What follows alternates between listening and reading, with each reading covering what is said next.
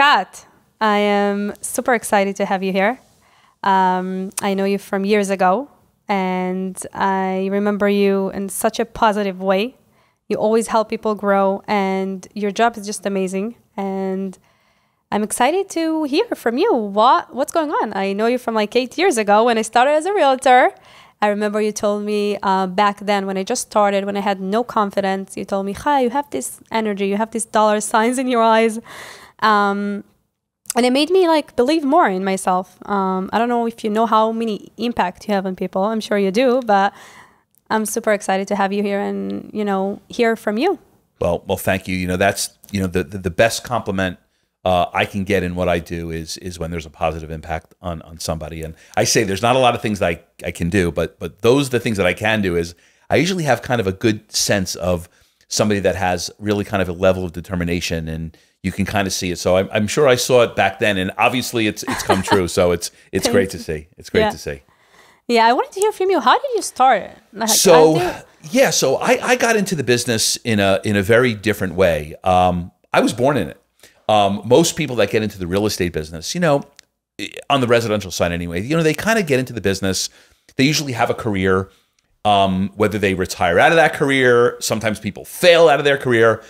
Being a real estate agent, it's a great kind of industry that attracts a lot of individuals because you don't need a college education. You don't need a lot of formal education. So the barrier of getting into the real estate business is actually pretty low.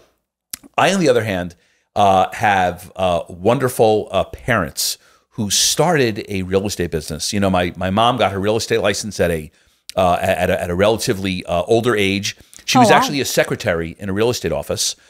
She was the only woman, and it was an all-male industry back then. This is back in the late 60s, early 70s. Wow. But as the secretary of the office, she started selling more real estate than all the men without a license.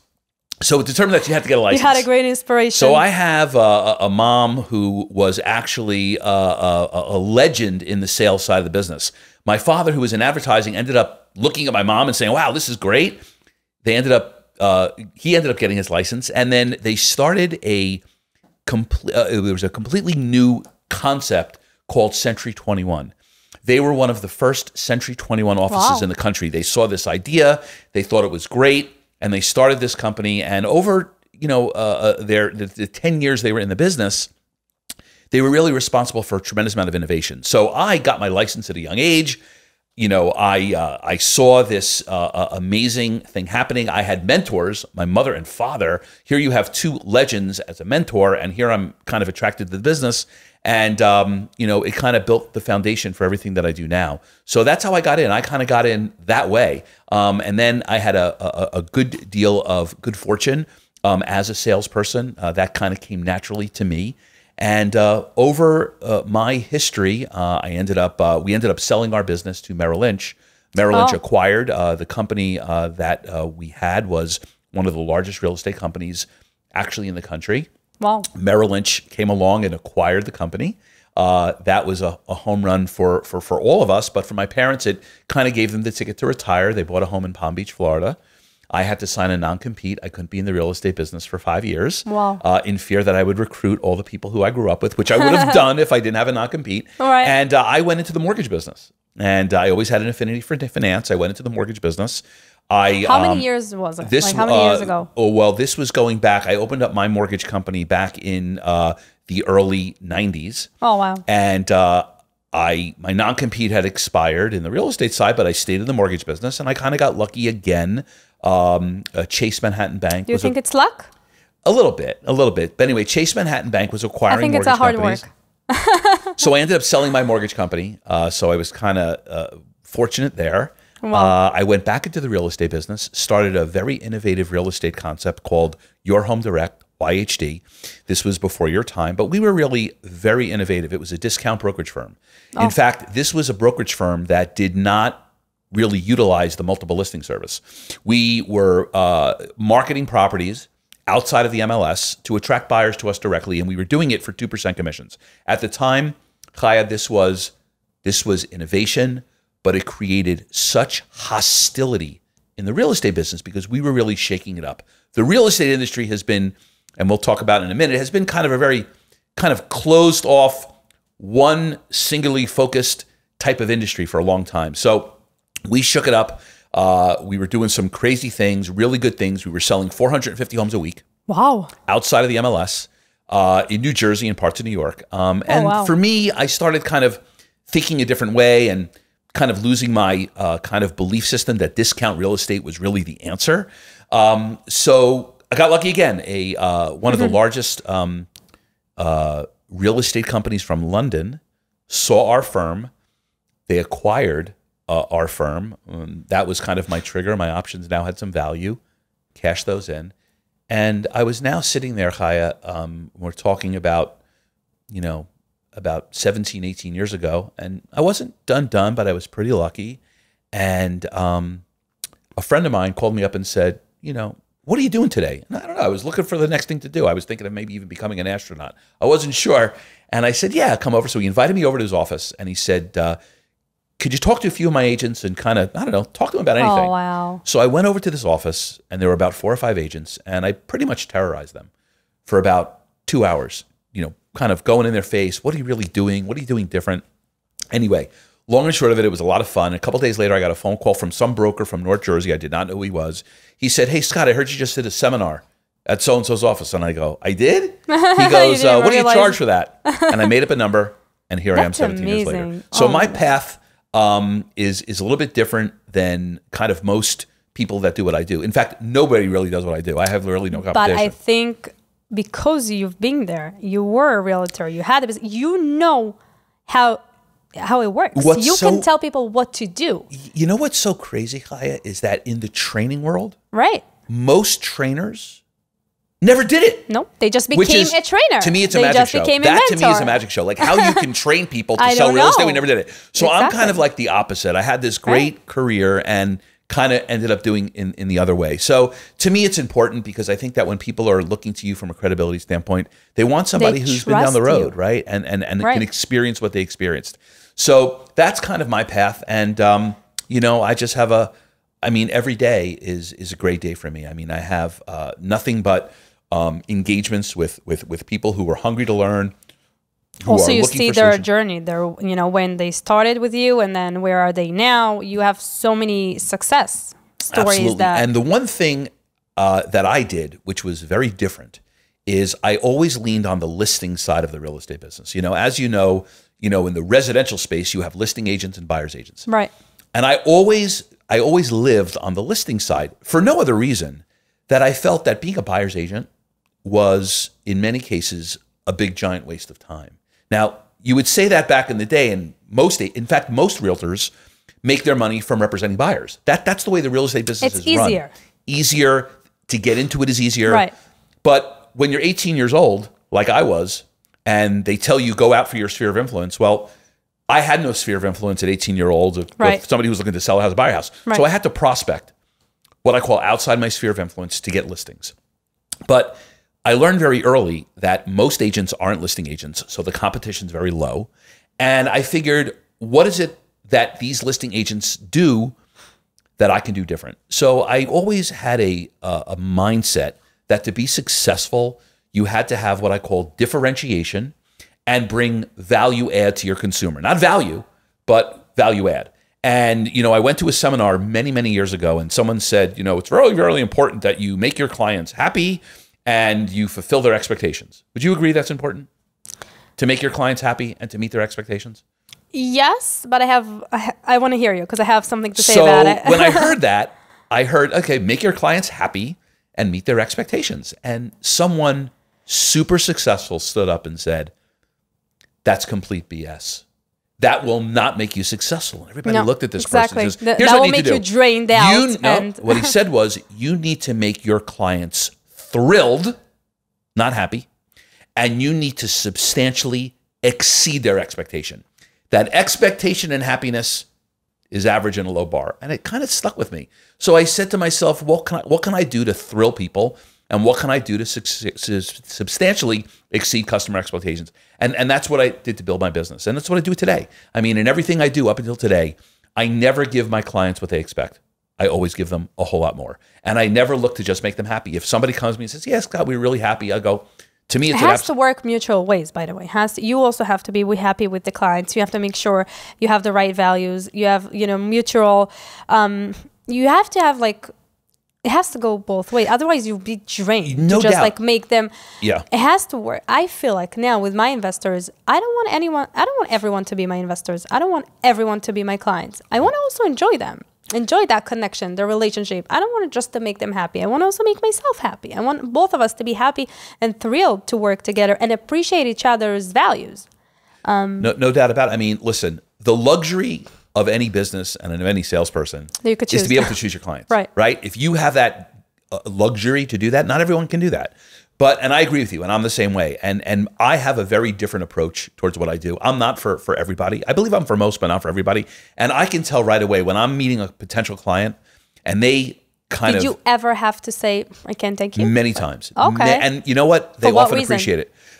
We just are not in sync. Like, for example, I'm very, very direct. I speak a certain way to real estate agents that their brokers don't speak to them. In fact, there's a very dysfunctional relationship between brokers and agents and even team leaders and their team. And why I say it's dysfunctional is because so many of these agents are not making money. They're not producing. They're not prospecting, yet they still have a job. And many respects, these brokers, so they like they keep them. Yeah. They figure, you know what? It's not costing me anything to keep them around. Let me just keep them around. Now, what that does is to me, it demotivates producers. For sure. It dilutes effectiveness, but you know who it really hurts? Consumers. And because you have agents that aren't in it all the way, they're not in, full throttle. They're not learning the best in practices, yet they're sitting in an office interacting with consumers. And I speak that way to brokers, and some of them don't like it because they don't want to hear it. Right. But that's probably, they want to stay in the comfort zone, But that's probably why I've been pretty lucky here in this business, is because I speak away. Quite frankly, even trainers don't. They're afraid to upset their client. To me, if you're not poking a sensitive issue, then what's your real value? I mean, you don't want to basically reinforce the same old thing that's been around for 100 years. So I go into places that are uncomfortable, that are sensitive. I call agents and brokers right out on the table. And that's a good thing. You're actually, to me, the greatest act of love that you can do with somebody who you have a relationship with is to tell them, what you think they're not doing and to improve on them. Simply enabling their bad behavior, which, by the way, is why the industry, quite frankly, got into the trouble that it did, which we can talk about, was simply enabling bad behavior. And the other downside of the real estate business that I saw, it was this insatiable appetite to recruit. Like every broker, owner, company, recruit. And more agent instead of focusing on what they have in the quality. They were focusing on just getting the team bigger. There's 1.5 million realtors in this country, and probably 70% of them barely make an income. Right. That's crazy. So you ask yourself, why is that?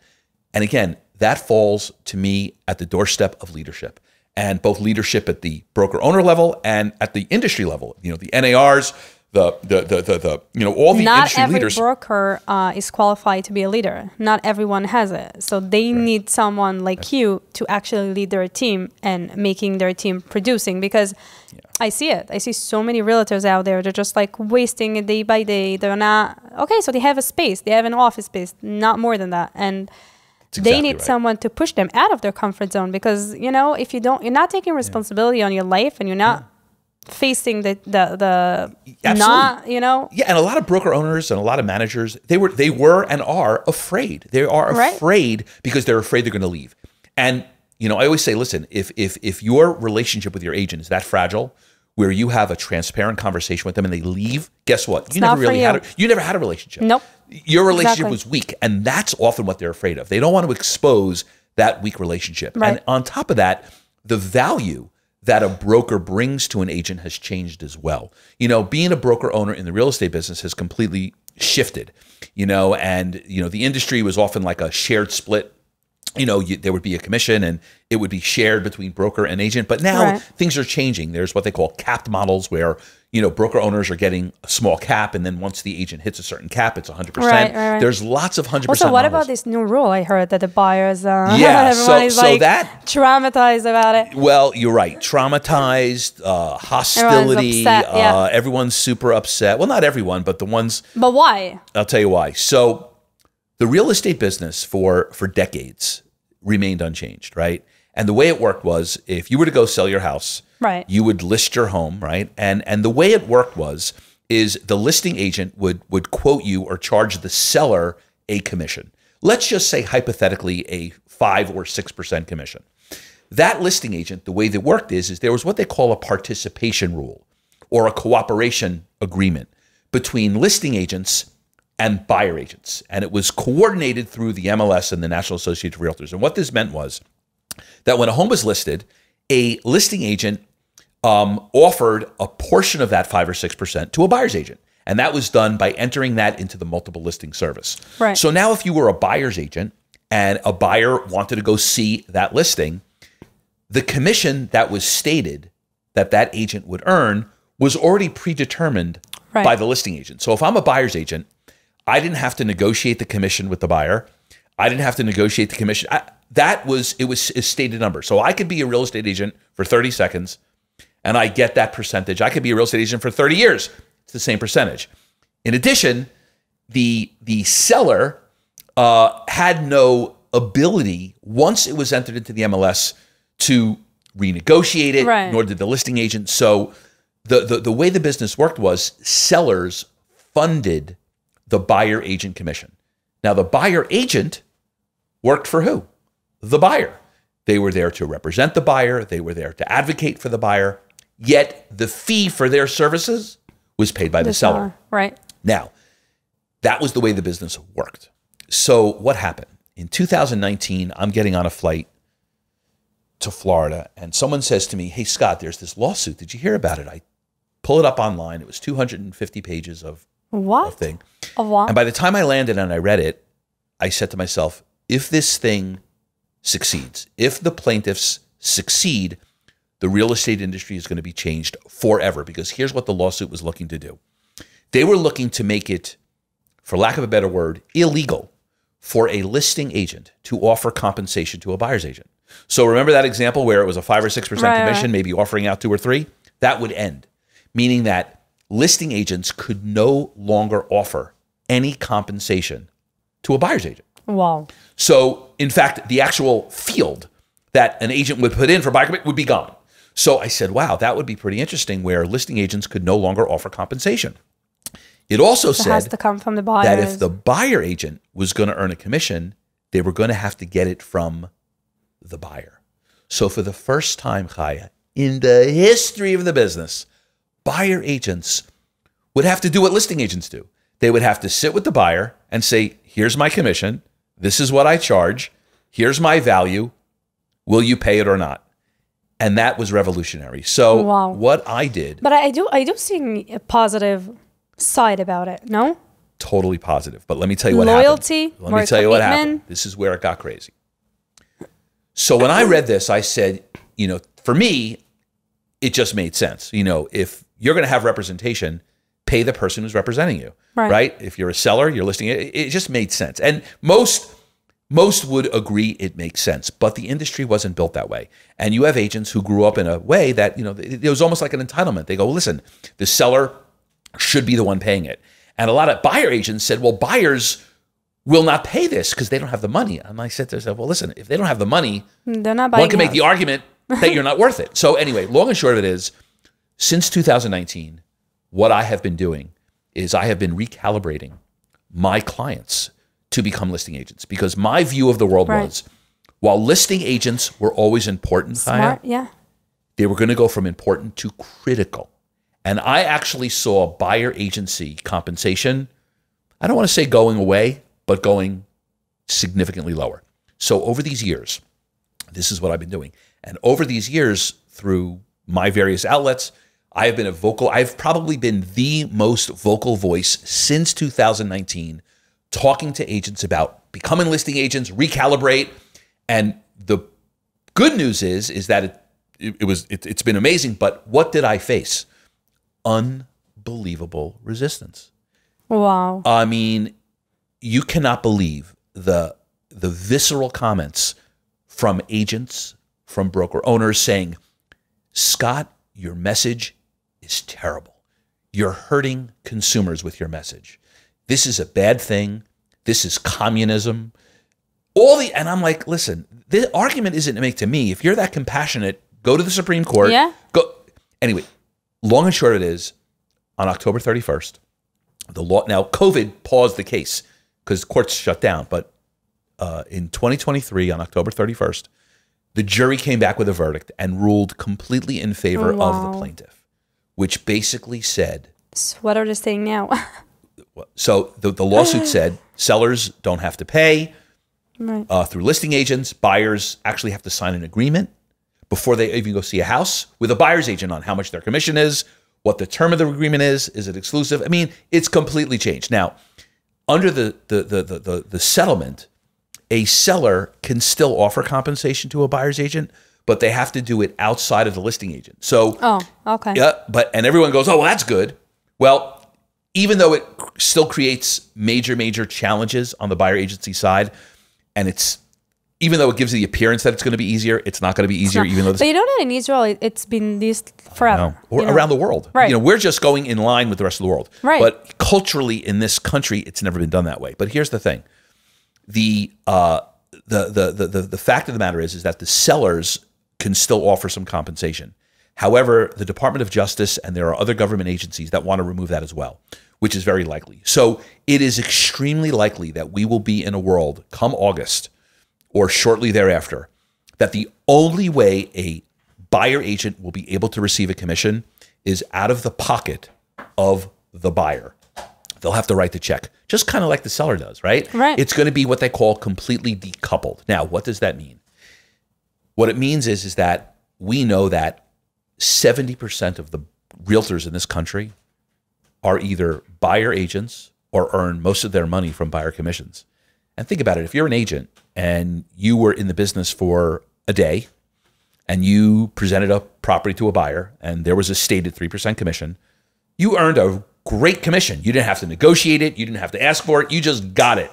Now, it's a whole new world. So, but you know what I feel when you tell me this? I feel like it's exactly like every other topic in life. Life's always give you challenges to really show again your value and to find your value.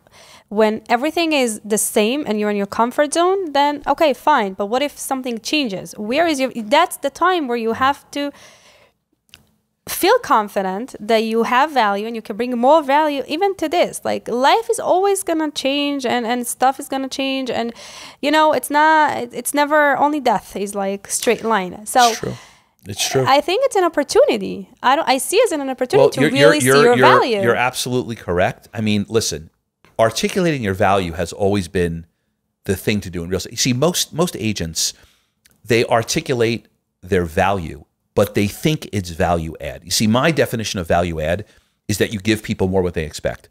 Most agents articulate their value. They give you an open house. They'll work hard for you, call you back, do these, all the things that they expect, they think is a value. It's not value. It's just expectation. Right. So in any business, you always have to look around you and say, what is everyone doing and what can I do that's really different and really exceptional to win those opportunities? So one of the reasons, and again, these are all philosophical things, but one of the reasons why the industry has reacted so violently and so hostily to this change has a lot to do with how these people were managed, right? When you don't demand much of your staff or your agents and something happens, this is what happens. So you have, 1.5 million realtors with 1.5 million different opinions. You've got 1.5 million different ways of doing business because the industry hasn't really run it like a real business. The crazy part about the real estate business, Chaya, is that you could have an office, let's say it's a franchised office, and you've got 100 realtors in that office. There is literally 100 different methodologies of how business is done. If I'm a consumer, how do I even know what I'm going to get? I mean, if you go to a McDonald's here in New Jersey And you go to a McDonald's in Florida, it's the exact same burger, the exact same fries. Right. In the real estate business, not only is the hamburger different inside the real estate office, it's different with you never know what you're going to get. It could be different on a Monday, different on a Tuesday, different on a Wednesday. And it's because of this, and as you said, the lack of preparation for change and just accepting mediocrity, which is why most agents are up in arms, and they're just not prepared for handling it. And the other thing too is, there's a difference between being a real estate agent and being a salesperson. Two totally different things. Yes, you could be a great real estate agent and terrible salesperson. And by the way, there's a lot of them. But they realize that they have to be great at sales.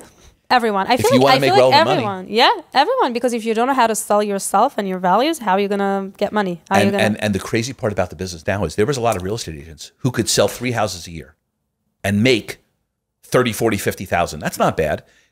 Now, those same agents have to ask their 3 friends or family members that they were going to sell a house to, they have to ask them for a commission check. And that's not going to happen. Right. So you're going to see. You really know how to express yourself and your values in order to get that check.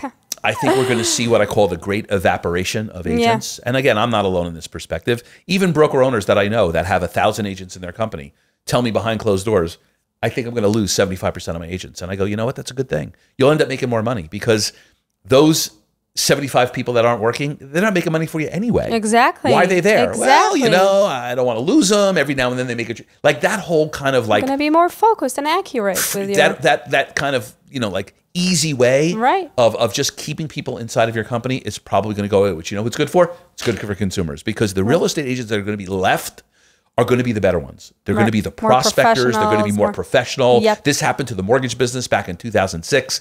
The mortgage business got cleaned out because they put in regulation, they created licensing. It's kind of the same thing now in a different way, and we're going to be left. So this is, and I've been the lone voice, not the lone voice, but one of the lone voices. This is the greatest opportunity for a real estate agent. I do think that every challenge. If you're good. Exactly. If you're not good, if you're bad, that's not your place anyway. Bad agents were allowed to be in this business. Now, the good news is the bad agents are out. And the good agents are going to triple their income. And that's been my message for these past years. That's a great message because I think every challenge has an opportunity to really check in yourself in with your team, with whatever you're doing it, and to make it more accurate and focused and just become better. I think it's an opportunity. I don't think exactly like you said, if you're not good anyway, you're not producing business, then it's not your place. Maybe you have to do something else. Maybe you're wasting your time. And if you're good and you have the right value, you're going to still be good and you're going to still... Absolutely. And I think also, Chaya, that one of the things that the industry really, and I would say most industries, they don't really teach sales, right? Sales is a whole different, sales is not real estate, right? Sales is something different. But it's necessary to every industry. But you need a sales protocol. But I'm a big fan of accountability, meaning that, training without accountability is also often a big waste of time. And broker owners and agents have not really had true accountability relationships because we're independent contractors. You can't do that, which is completely untrue. You can set up accountability relationships with your teams. And that's really the winning solution because salespeople that are good love accountability. Exactly. Salespeople that aren't good hate accountability. So why is it that the best agents, the biggest producers, have all kinds of accountability and the least producers don't want it? That to me is evident. So surround yourself That's interesting. with that perspective. And, I look at, back to the sales thing and, from what I remember about you is, and I'd be curious to hear from you, how do you handle, you obviously in your business have evolved. How do you handle rejection and when somebody slams the door in your face? What's your method? So I think for me, I spend a lot of times in checking with myself exactly who I am and what I can bring into that industry and business. I got into the real estate field. It's a very technical world and cold and no emotions are allowed. And I brought in a nicer version of myself. I brought humanity into this business. And when I started to get investors in, I made them believe. Basically, my belief was that I'm doing good. I'm giving them opportunity that they don't have, right? I started with getting investors from Israel. They don't have opportunities there. They don't have equal opportunities as an American investor because the great deals don't come to Israel. Right. You know, and when I started to give them this opportunity, I really believed with myself before them that what I'm doing is precious and it's so valuable and it's amazing to them. It's giving them opportunity that they didn't have before. And when I got into a call with an investor with that energy, what do you think he did? He appreciated it. And again, and I like my energy was, if you don't appreciate this opportunity, then it's not for you. It's okay. So what you said is such a valuable thing because I just see it. You believe in what you're doing, and 100%. you can't expect a customer to believe in you if you don't believe in yourself. Exactly. And I would tell you a lot of real estate agents, at least in the industry that I navigate, they don't really believe in it. They say it, but as soon as they're challenged, right? As soon as a seller says, I'm not going to pay your commission, they collapse. And I would bet when someone challenges you and says, oh, you know, I could get this anywhere, I would bet that you have a pretty good answer to that. Yes, because I feel like this whole world is about the mindset. You have to have a strong mindset. You have to work on your mindset. This is everything. This is the basic. When you don't have confidence in yourself, you don't have a strong mindset where this is my place, this is what I need to do, this is my value, no one is going to shake me. Yeah. So if you answer to me that way, I will say, okay, that's okay. We're not for each other. That's okay. Why do you think so many people, I mean, I have a thought, but I'd love to get your thought. Why do you think so many people, let alone salespeople, have such little confidence? Everything is from childhood. Everything. It's enough that your mother told you something. Oh, you don't know how to choose, or you're not smart enough, or what's going to be with you? You didn't make it to the test. Whatever it is. Yeah. It sounds stupid, but everything is from childhood, and your self-esteem is based on that. So when you're not strong enough to go back and face that, because it's not pleasant. Let me tell you, it's not pleasant to go back and say, oh my gosh, I've been through this. Oh no, I have to change this. Oh, this is my responsibility. The moment you stop blaming your parents, your past, your friends, your husband, whatever it is, the moment you're starting taking responsibility, this is the moment you're going to change your life. And this is the moment when you're going to make it. You're going to have a better future. Because when I did it, my life changed. And you have to understand that a strong mindset begins with facing the unpleasant stuff that you've been through. The stuff that you don't want to admit, oh, I'm like that. Yeah.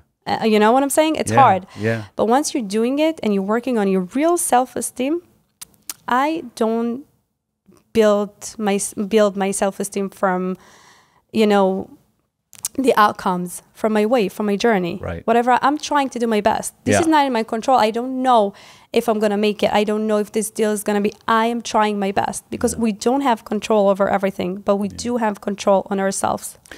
It's such a great perspective. One of the things that I think it comes from family, but I also think it comes from our academic environment as well. The one thing I feel that our academic world does not teach at all is the benefits of failure and how important failure is. And actually, I call lean into failure. You know, most of us, and certainly here in the U.S., when you fail in something you in feel school, ashamed. You feel well, it's not that you feel ashamed; you're made to feel ashamed. Right. And I think that educators really miss the boat on this, and they do tremendous damage to most kids because, you know, when you become an adult, we learn exactly how to avoid failure. Right, and then we don't take risks. We don't take chance. And if you don't take chance, you don't get results. Exactly. So I always say to like my audience, I go, hey, who here loves guaranteed results? Everybody raises their hand.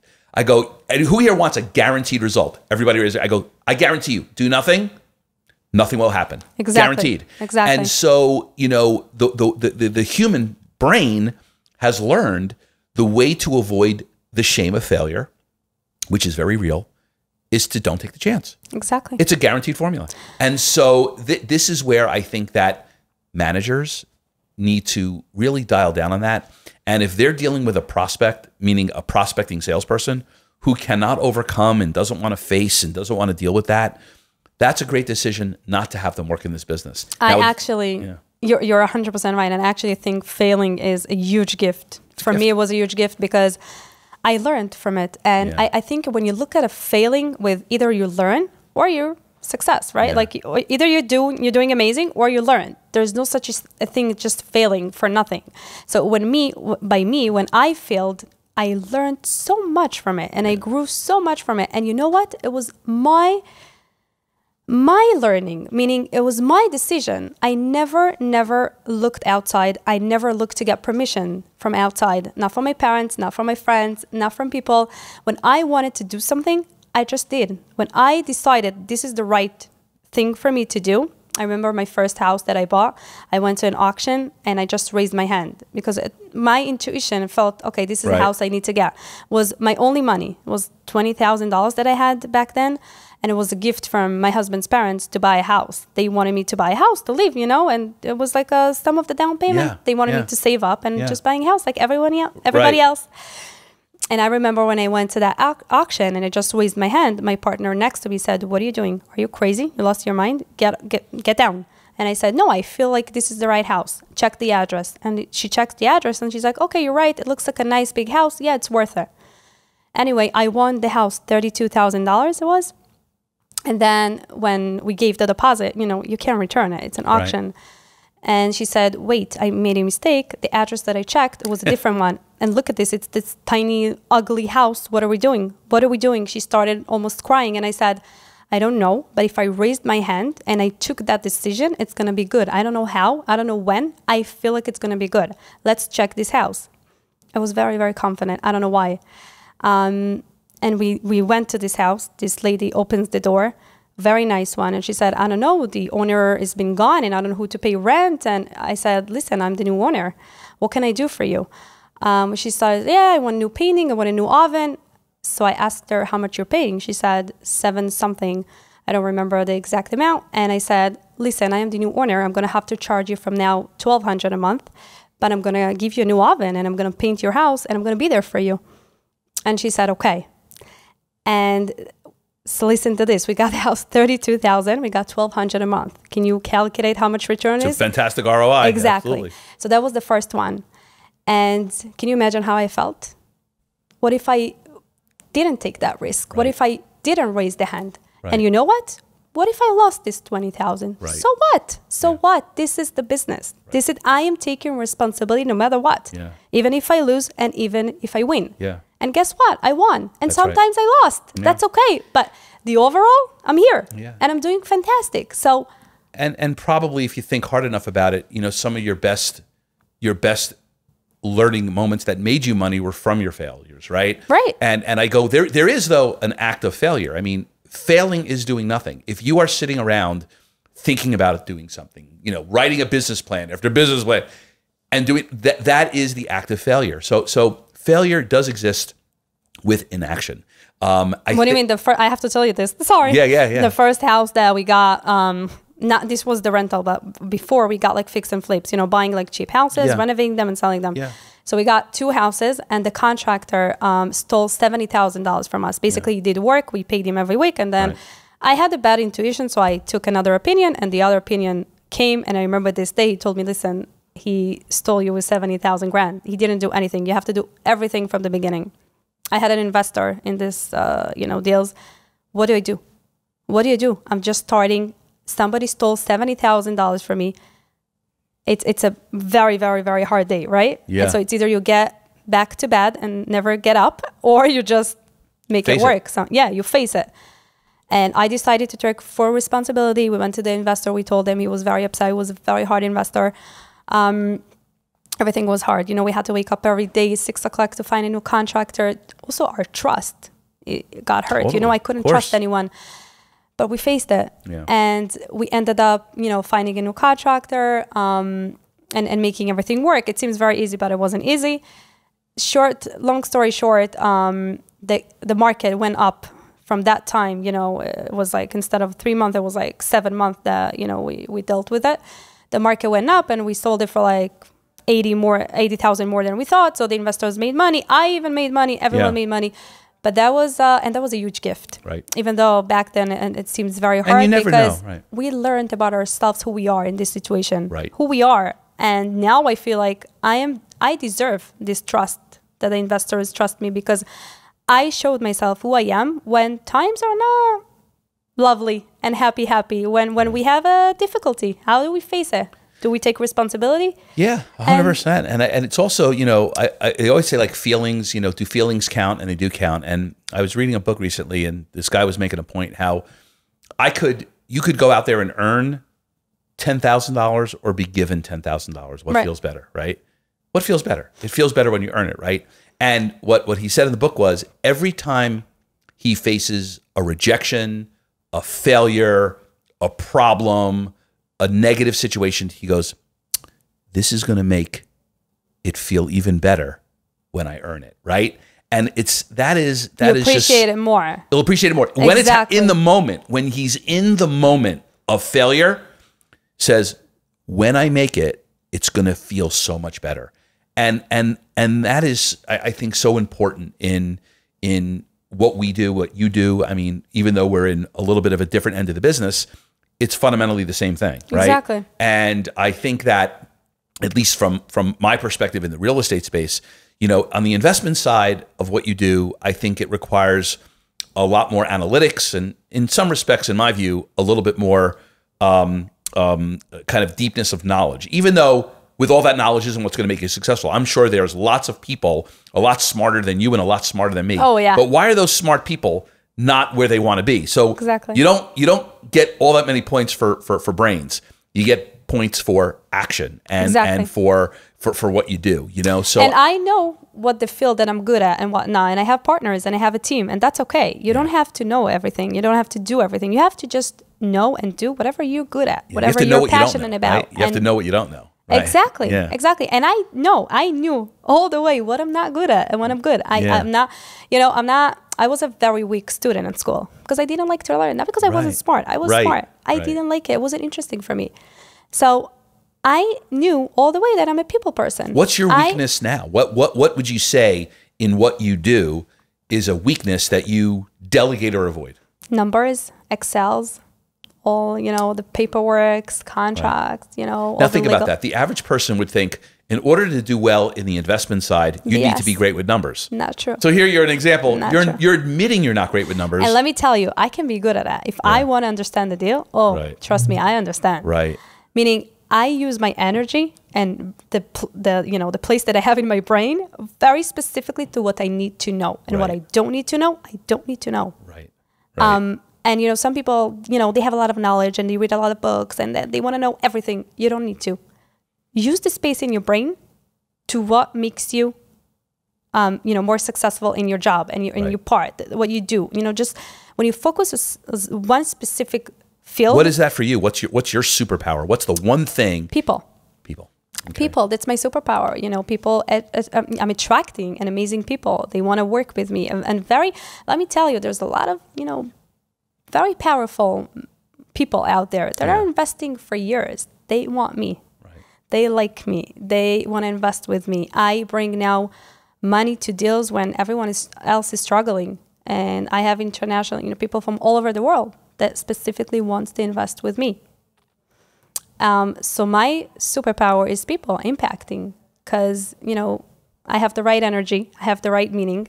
I do it from a very, very specific goal. I like to help people. I like to do good. And Do you think people that's feel it. teachable? Can you teach people that in your view? My husband asked me that a lot of time. A lot of people are asking me, how can you teach that? I teach. I don't want to teach them to be me. Yeah. I want to teach them to really, really try and it's like a self thing to work on yourself to see what's your superpower. What are you good at? A lot of people are reading books today and they're like, okay, I want to become a real estate agent. I want to do real estate because there's a lot of money in it. Right. It's not necessarily for you. If I would look at my friends are doctors, lawyer. Can you imagine if I went to a medical school or to a law school? Would I be successful? I don't Right. think so. It's not for me. You can't choose something based on money. Yeah, on no other doubt. As soon as people. I ask it, I go, why'd you get the real estate business? They go, oh, I want to make a lot of money. No, It's the first no, thing. no, It's- it wasn't my goal. It was never Yeah. my goal. I Right. wanted to make a lot of money. I Right. like money because I do so much good stuff with it. I Right. donated, I helped, I impact people, I raised a nice family, of course. But that wasn't the goal. Otherwise, I would stay in the real estate agent field. I was good. I made a lot of money. I didn't want to stay there because it wasn't the right thing for me. I wanted to be more meaningful for people. I wanted to do, for me, other people, it's great. For me, so when you focus on really doing good and bringing out your value and your superpower and on really like helping and bringing a right value, you know? But not everyone, not all of your customers will see that. You know, I often say, you know, people say to me all the time, like, then I don't want them. People say, what makes a great salesperson? Here I have a lot of different perspectives, but there's one ingredient that I think, if I had to pick, you know, the top three, this to me is number one. What makes a great salesperson is a person who has the ability to recover from rejection. Because let's face it, in our industry, and I don't think yours is much different than mine. For sure. We get 100 no's for every yes. Yeah. We are in the business of no. I call it no management. You have to know how to manage no. And you can't break up every time someone tells you. But it's recovery time. And I say this, successful salespeople have high recovery. It doesn't mean they don't get disappointed. Like people ask me, when I lose, I get a no in my business, when I lose, Chaya, I'm gonna be honest here. I go into a clinical depression. Yep. I get depressed. I get sad. I might even cry. All for about a half a second. Okay, my whole depression lasts less than a second, and I recover fast. And I think that's what great salespeople, they have high recovery. Doesn't mean they don't like some people say to me, oh, I don't care about losing. I'm like, really? No, really? That's not true. Winners don't want to lose. Okay, Right. I'm a sore loser. I almost got thrown out of the camp because I couldn't lose. You have to be a sore loser, but you can't let the loss live with it. There are salespeople who live with their loss for days, weeks, hours, or the rest of their life. So if you want to be a good salesperson, you got to learn how to recover quick. And if you're a manager with a team, if you don't have people around you who can recover quickly, you need to get rid of them. I mean, you got to surround yourself with people with high recovery energy, skills. Recovery yes, skills. Exactly. And how do you recover? That's the question. How do you do it? I'll tell you how I do it. When I lose, in my half a second of depression, I remind myself of the following thing. Number one, I tried, and that feels good. Right. Number two, I'm a winner, because winners try. Three, I didn't let fear stop me from calling. And in about a half a second, I remind myself of all the things that rejection brought me, and I feel good. And I'm on to the next. That's amazing. So that's such a great it's a tips. skill. Yeah. It's a trigger. When someone says, get out of my office, go into my depression for the first 1/10 of 1 second, and then I remind myself, I'm a winner. I'm not afraid. I tried this, and I'm back. And I'm enthused because at least I put myself on the field to win. Do you know they're not even on the field. They're not even on the game. They're not even on the court. I really can relate. They got an opinion from the sideline. Right. Get on the field. I can totally relate because when I had this contractor that stole 70 grand from me and I had this investor, you know, cursing me out and like really trying to really get me out of the business. That it's not for you. What did you do? You made a huge mistake. I knew I couldn't trust you. Right. Why did I do it? Why did I trust you? Felt very, very hard. I was crying for more than a half a second. Yeah. It was very hard for me. It's tough. But then I thought, what if I make it into a success story? What if I'm facing this challenge and it's gonna be great? What if it's gonna be a happy ending? Right. How I'm gonna feel after? Right. And when you realize it's temporary, this pain is temporary. It's always temporary. Yeah. So just try to face that moment. Don't think about the next day. Think about now. What can I do now to make it better? To make myself, you know, with a high energy. And you might even not be able to make it better at the moment. I mean, right. you know, like I said, you know, I think Steve Jobs said, you can never look at any of your failures from going forward. You look back, right? You connect the dots. You connect the dots backwards. Right. So even though you don't know where that's going to help you, just have the confidence that somewhere it will. Exactly. Right. And I don't know how. I don't know how this horrible situation right now is going to benefit me, but let me file it away, and maybe in a day, in a month, maybe never, but maybe in a year, it's going to come back and it's going to remind me of what I did. So exactly. That's such the winning attitude. And, you know, You know, we love hearing got to it. have a positive attitude in this business. We got to have a positive attitude in life. You know, you see what's going on in the world. If we don't have this strong mindset and beliefs and great positive attitude, we wouldn't be able to make it another day, you know, Yeah. with everything, not just in business. Yeah. You know, it can relate to relationships, kids, the war in the world, Right. the situation that we're facing. Yeah. And one of the ways to get a positive attitude is surround your people with one. You And have those that to. have a bad one, get rid of them completely or avoid them like the You plague. know how many people just not in my surrounding anymore? Yeah. Not because I fought with them or I kicked them out. Just Yeah. energetic. It doesn't match with my energy. It doesn't match with my values anymore. Because when you wanna get to a good place in life, when you wanna live peacefully and successfully, you gotta have a good environment. And listen, people this NAR change, this big thing, this is revealed so much about character in agents that I've seen. I've had 20-year broker owners call me up screaming, "This is horrible, this is terrible." And I'm thinking, God, you're acting like such a baby. Right. And they're not only are they crying like a little baby, all their agents are Right. watching them cry like a little baby. And they're actually, rather than focusing on the solution, they want to relitigate the case. They Right. want to talk about what is, why. It's over. This There's case. no one to blame. It's not gonna help you. It's not gonna doesn't get you matter. anywhere. It doesn't Right? matter. It's not about what to blame. It's about what do I do? How do I calibrate? How do I take what's in front of me and solve it? But so much of the industry still, listen, this thing goes into effect August 17th. So we're like almost 60 days away. Wow. There are still agents. Scott, you have a lot of work to do there. Well, You have a listen, lot of work to do with a but lot of people. You know what the funny thing is, Kaya? I don't even think it's work. Like, I'm not even in the work business. It's literally all of it. It's fun. And nothing is more, and listen, while I'm talking about some of the negatives, one of the most gratifying things for me, it's certainly been even in the last few years, is sitting down with agents and companies who are hostile. They're like, this is horrible. And in a couple of hours, they leave going, you know what? We see the opportunity. Yeah, This is good. yeah. Like, that's actually more fun than when everyone thinks it's good. Like, it's almost That's huge. really enjoyable when they're Of like, course. I can't tell you the countless things. Like, Scott, let me tell you why this is going to be the end of the business. And in a short amount of time, they're going, you know what? I see it. I'm ready. I'm excited. Like, That's that great. really feels great. And course. you know, that's what it's all about. That's amazing, Scott. And I see you have the Israel flag there, so I'm sure all my Israeli followers will. You know, I like let me that. tell You need the hostages pin. You don't I have know, it? I know. And listen, listen. I wear this all the time, and what's so That's interesting? amazing. And you know, do you get reactions on that? well, I'll tell you what. This is the only reaction that's more alarming to me. It's when there's no reaction. Okay, There's no- The one thing that has been so disappointing for me in these times. It's not when it's. I was in DC on October 7th. I know you said you were in Israel. I was in DC. I was doing a session down there. I had a big event, and I get up in the morning and I walk, and I am walking and I'm hearing, for the first time in my life, I see crowds, you know, screaming, "Kill the Jews." I felt I was in What? Nazi Germany. This was Oh the my God. next day in DC. And I'm like, what is going on? I couldn't believe it. But that was only partly disappointing. What was more disappointing for me, Kaya, is what people weren't saying.